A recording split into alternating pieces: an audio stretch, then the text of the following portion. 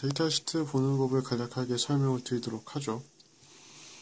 일단 가장 간단한 게이트 소자 중 하나인 7400 시리즈 중에서 7400을 예로 들어볼게요. 이거 같은 경우에는 지금 4페이지밖에 안 되는데, 아트메가 128 같은 마이크로 프로세서 같이 기능이 많은 칩의 경우에는 한 380페이지, 또 암칩 같은 경우에는 1000페이지 가까이 되는 것도 있고요. 데이터 시트라는 것은 그 칩의 재원 및 기능들을 자세하게 상수해 놓은 거기 때문에 처음 쓰는 소자라면은 자세히 읽고 확인할 필요가 있겠죠. 데이터 시트 구하는 방법은 구글에서 그냥 칩 이름을 검색을 하면 거의 최상단에 PDF 파일로 뜨는 경우가 대부분이고, 그렇지 않은 경우에는 alldatasheet.com에 가서 부품명을 넣게 되면은 비교적 쉽게 찾을 수가 있습니다. 이 상단에 보면 Fairchild라고 되어 있죠. Fairchild Semiconductor. 반도체 회사 중에 유명한 회사고, DM7400. 7400은 한 회사에서만 만든 칩이 아니라 표준 규격이 있기 때문에 여러 회사에서 만들거든요. 그래서 DM이 붙기도 하고 알파벳이 다른데 붙기도 하는데, 알파벳이 붙는 거에 따른 그 기능이 또 다른 경우가 있어요. 예를 들면 S가 붙는다든지 L이 붙는다든지, L이 붙으면 로우 파워, 또는 HC가 붙으면은 TTL이 아니라 CMOS 타입이라는 의미가 되거든요. 이거에 관한 자세한 설명은 74 시리즈의 경우에는 영문판 위키피디아에 있으니까 한번 찾아보시면 될 것 같아요.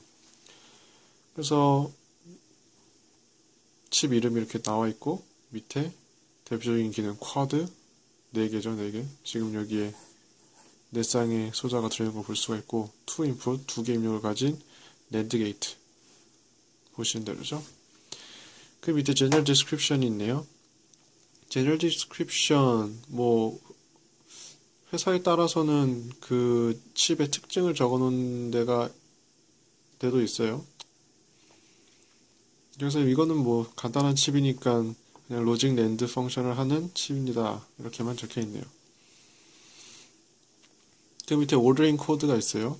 이거는 저희는 쓸 일이 없는데, 나중에 이제 회사 같은 데서 대량으로 생산할 시에 이 부품을 디지키나 마우저 같은 해외 거대 전자부품 회사에서 납품을 받게 되거든요. 그럴 때 이제 주문하게 되는 오더 넘버와 패키지 넘버예요.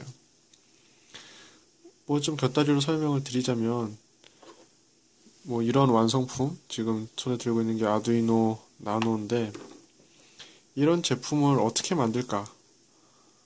라고 생각을 해보면, 일단 이 기판이 있어야겠죠, 메인 기판. 이 기판은 오토캐드라는 프로그램으로 보통 회로도를 짜고, 회로도를 이제 PCB에다가 직접 그리게 돼요. 컴퓨터가 그리기도 하는데, 그렇게 해서 이쪽 왼쪽에다가 USB를 놓겠다, 가운데다 칩을 놓겠다, 여기 리셋 스위치 이렇게 놓겠다 설정을 해가지고 거버 파일이라고 하는데, 그거를 만들어서 PCB 업체에다가 보내게 되면 그 업체에서 이제 이렇게 파란색이든 초록색이든 기판을 만들어줘요. 그럼 이제 그 뒤에 부품을 납땜을 해야겠죠. 옛날 같은 경우에는 인건비가 쌀 때는 가내수공업 같이 그냥 사람들이 일일이 하나씩 납땜을 했는데, 당연히 그러면은 이제 빨리 만들지도 못하고 인건비 상승의 요인이 되기 때문에 기계로 납땜을 해요. 엄밀히 따지자면은 이 PCB 보면 이 칩 같은데 보면 다리에 지금 은색처럼 나와 있죠. 원래 살짝 납이 도포되어서 나와요. 그럼 그 위에다가 이제 기계가 칩을 적절한 위치에다가 올려놓고 이걸 통째로 납이 녹는 온도의 오븐으로 통과시키게 되면 납이 살짝 녹아가지고 칩이 붙는 그런 방식이거든요.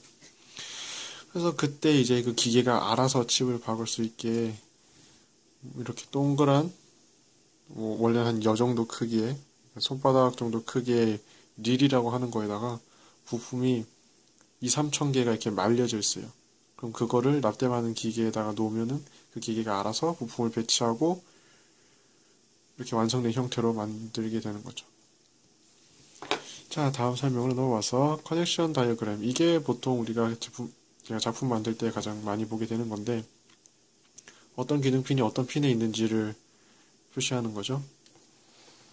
그리고 옆에 보면은 펑션 테이블이 있어요. 이 펑션 테이블은 뭐 이렇게 단순한 게이트 소자일 경우에는 이렇게 간단하게 나와 있는 경우도 있고, 굉장히 복잡한 기능을 하는 마이크로 프로세서 같은 경우에는 이후에 뭐 수백 장에 걸쳐 가지고 다양한 기능들이 설명이 되어 있죠. 이거는 설명을 넘어가도록 할게요.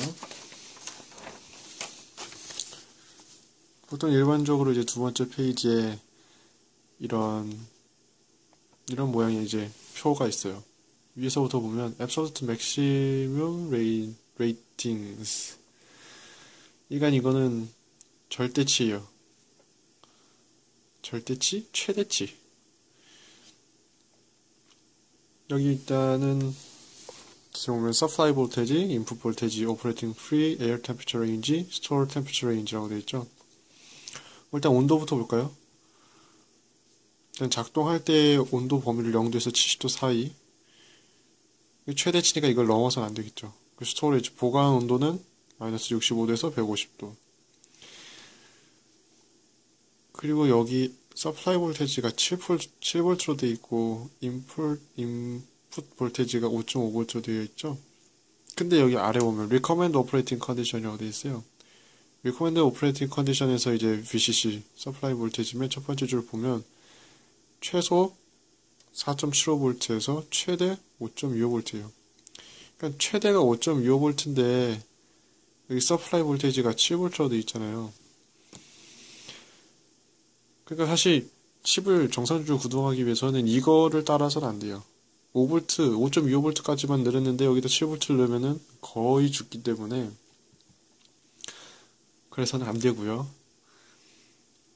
가능하면은 여기 사실 얘는 그다지 볼 일이 없어요. 볼 필요가 없고 이건 너무 그 확장된 범위에서의 그 최대값을 나타내는 거기 때문에 저희가 봐야 될 것은 Recommend Operating Condition, 보통 두 번째 나오는 값을 기준으로 보시면 됩니다. 서플라이 볼테이지는 5V 기준이고 이 정도 사이에서 넣어줘라 이런 의미고요. 아래 있는 하이 레벨 인풋 볼테지, 로우 레벨 인풋 볼테지, 하이 레벨 아웃풋 커런트, 로우 레벨 아웃풋 커런트. 일단 뭐 커런트는 거의 신경 쓸 일이 없고 온도도 뭐 0도에서 70도. 뭐 이거를 러시아 시베리아에서 동작을 시키거나 아니면 사하라 사막에서 동작시키는 게 아니라면은 일반적으로 이거는 크게 고려할 필요가 없고요. 하이 레벨 인풋 볼테지. 그러니까 저희가 0V가 있고 5V가 있잖아요. 우리가 논리적으로 이걸 0이라고 생각하고 이걸 1이라고 생각하잖아요. 근데 당연히 현실 세계니까 0V가 항상 0V가 아니고 5V 항상 5V가 아니에요. 그래서 그 어느 정도 범위를 두죠. 범위를. 여기 보면은 하이 레벨 인풋 볼테지의 미니멈 값이 2V죠.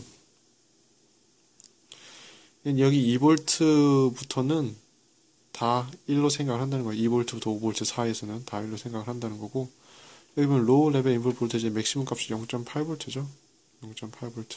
그럼 0V에서 0.8V까지는 다 0으로 생각을 한다는 거예요. 물론 이게 이제 TTL 소자라서 그런 거고, 아마 다른 레벨을 가지는 거의 경우에는 얘가 조금씩 다른 경우가 있어요. 그래서 그런 칩들을 사용하게 될 경우에는, 또는 그런 장비와 사용하게 될 경우에는 레벨 시프터를 사용해야 되는 경우가 있는데, 일단 여기서는 그 설명은 생략하도록 할게요. 그 다음에 Electric Characteristic 있어요. 사실 뭐 여기서부터는 그다지 주의 깊게 보지 않아도 괜찮아요. 왜냐면은 이렇게까지 세부적으로 고려를 하면서 설계해야 할 경우는 별로 없기 때문에. 밑에 보면 스위치 캐릭터리스틱, 이것도 크게 신경 쓸 필요가 없는 게 우리는 엄청 고속으로 동작을 시키는 게 아니기 때문에 타이밍 문제에 대해서는 조금 자유로운 편이에요. 여기 보면은 여기 딜레이 타임이 20이 나노세크로 돼 있어요.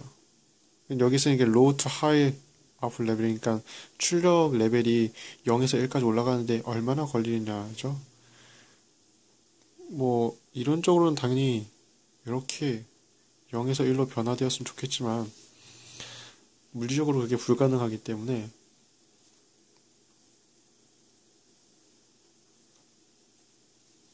약간 이런 식으로 올라가게 되죠. 제 기억으로는 이게 20%, 80%를 기준으로 했던 것 같은데 10%, 90%인지 잘 모르겠네요. 네.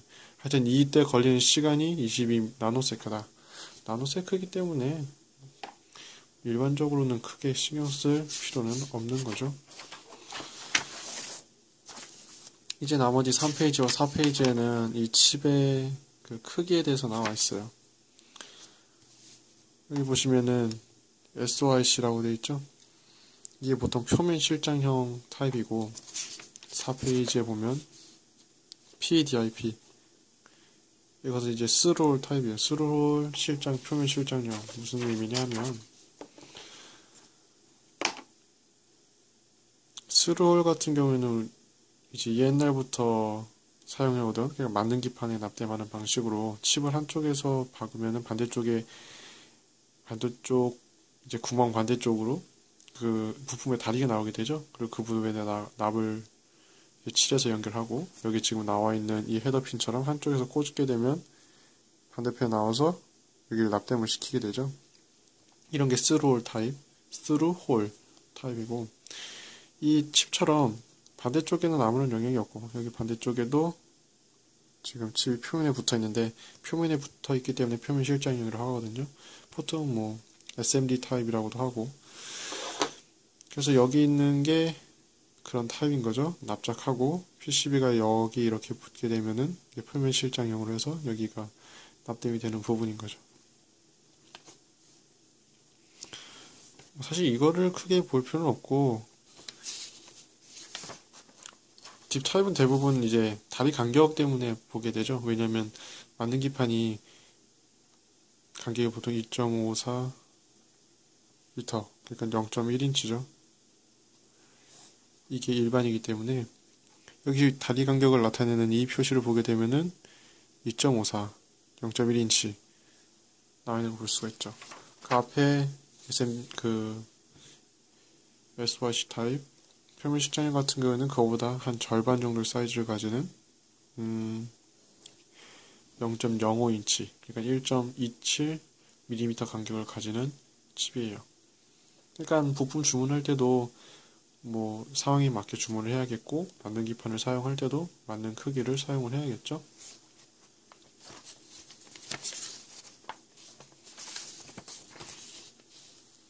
네, 그렇습니다.